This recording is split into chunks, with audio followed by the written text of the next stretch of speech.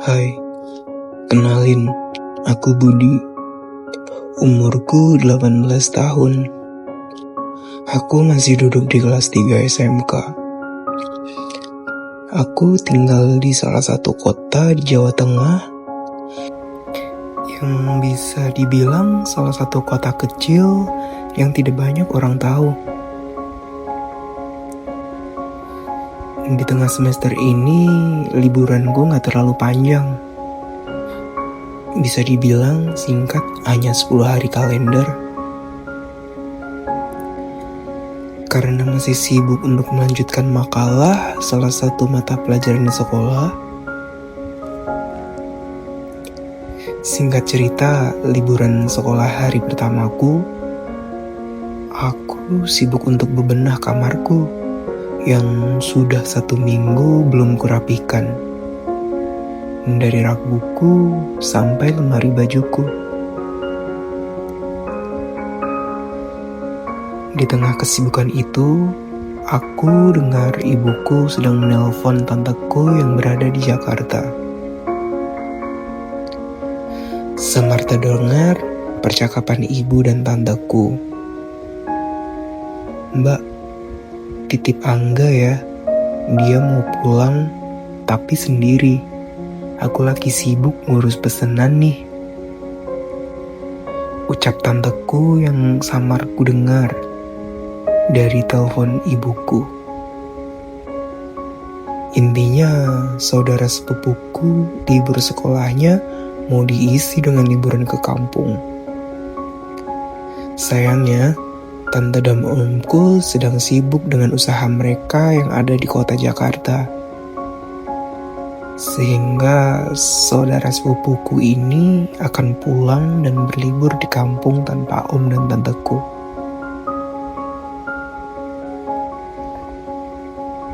Bahkan, aku sempat mendengar percakapan ibu dan tanteku bahwa saudara sepupuku akan tinggal sementara selama liburan di rumahku.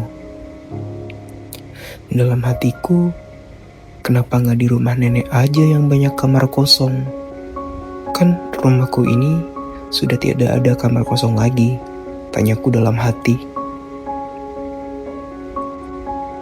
Oh ya, aku dan saudara sepupuku berbeda 2 tahun. Dia sekarang kuliah di salah satu universitas di Jakarta. Bisa dibilang kami jarang bertemu, karena dia pulang hanya 1-2 tahun sekali, dikarenakan kesibukan om dan tanteku.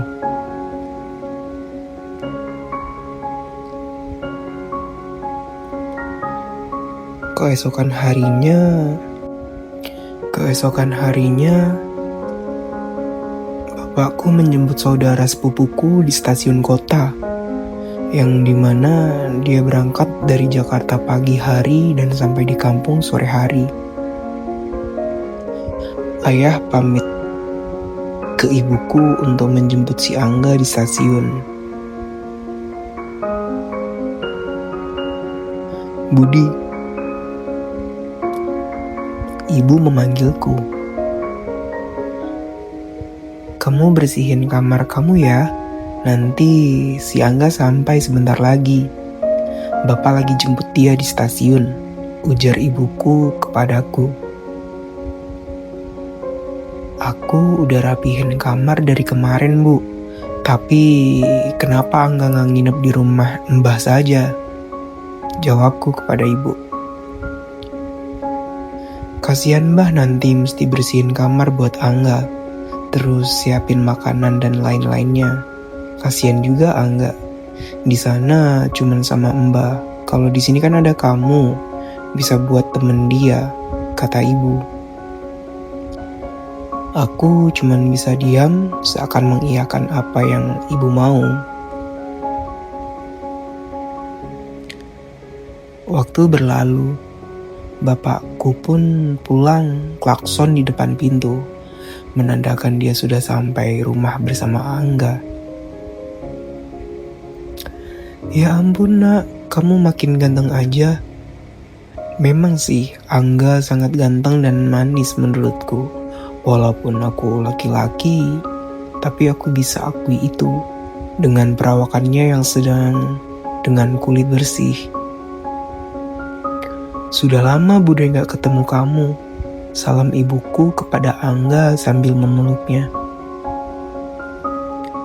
Angga hanya tersenyum. Bude apa kabar? Tanya Angga kepada ibuku. Kabar baik nak, jawab ibu. Masuk yuk Budi di dalam kamarnya tuh. Selama di kampung, kamu tinggal di kamar Budi ya berdua. Walaupun kamar Budi gak terlalu lebar, tapi cukup buat kalian. Selama di sini, jangan sungkan kalau butuh apa-apa bilang sama Bude dan Pak De ya. Ujar ibuku kepada Angga. Semua percakapan dan sapaan ibuku terdengar dari dalam kamarku. Suara ketuk pintu terdengar di pintu kamarku. Masuk, kataku, tapi aneh banget rasanya. Kenapa aku deg-degannya? Hai Bud, sapa Angga kepadaku. Hai, baru sampai. Tanyaku padanya sambil menatap wajahnya yang tampan itu. Jujur, aku merasa canggung. Iya nih, kata Bude, aku tinggal bareng di kamar kamu selama aku di sini. Kamu keberatan gak, Bud? Tanya Angga sambil dia berjalan menuju ke arahku yang sedang duduk di tepi kasur. Aman gak? Tapi maaf ya kalau kamarku sempit, ujarku. Yang penting bisa kan kita satu bed berdua? Tanya Angga sambil menaikkan salah satu alisnya dan menyegerakan duduk di sebelahku. Mendengar ucapannya, kenapa semakin kencang detak jantungku ini?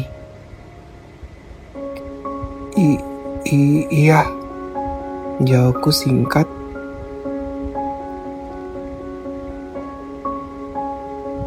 Singkat cerita, malam hari pun tiba. Kami semua makan malam dengan menu yang cukup berbeda dari biasanya. Itu semua karena untuk menyambut Angga tentunya. Ibu memasak gudeg dengan sambal krecek khas daerah Jogja. Wah, kelihatannya enak sekali makanannya, Bude. Udah lama nih Angga gak makan makanan seperti ini, ujar Angga kepada ibuku. Karena itu, Bude tahu ibumu pasti gak sempat masakin kamu masakan khas daerah kayak gini tau di Jakarta. Makan yang banyak mumpung di kampung. Jangan sampai pas kamu pulang ke Jakarta, nanti ibumu pangling lihat kamu kurusan. Candaan ibuku.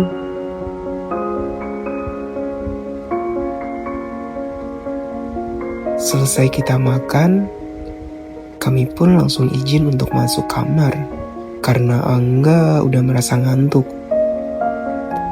Mungkin karena dia kelelahan di perjalanan menuju ke kampung dari Jakarta. Sesampainya di kamar, aku dan Angga berbaring di atas kasur yang sama dan saling berhadapan ke langit-langit rumah. Bud, antar aku ke rumah nenek ya besok, minta Angga padaku. Iya, besok kamu mau ke sana jam berapa? Jawabku. Sebangunnya aku ya, aku capek banget.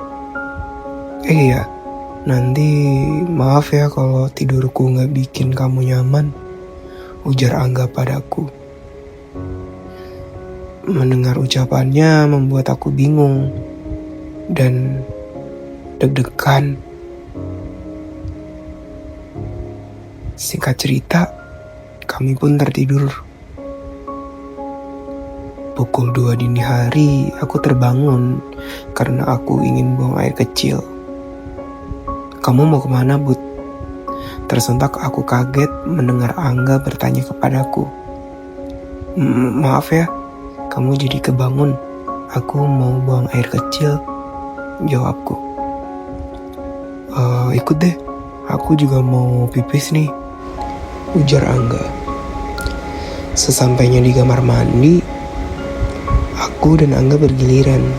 Aku terlebih dahulu masuk ke kamar mandi karena sudah tidak tahan. Aku duluan ya, ujarku pada Angga.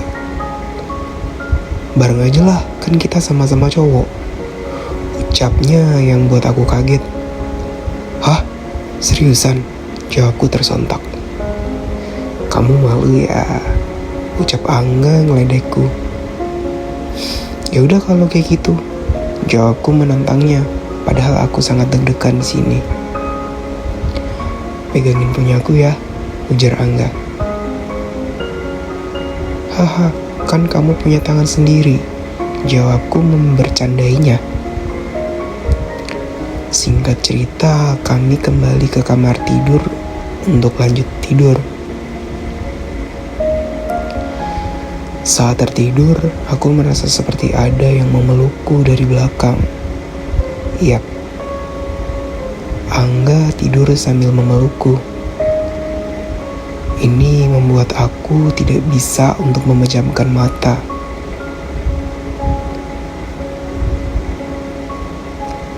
Ada 5-10 menit, Angga kembali tidur telentang.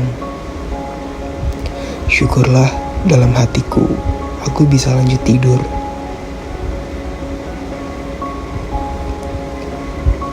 Liburan hari keduaku terasa cepat berlalu. Lanjut part 2 ya.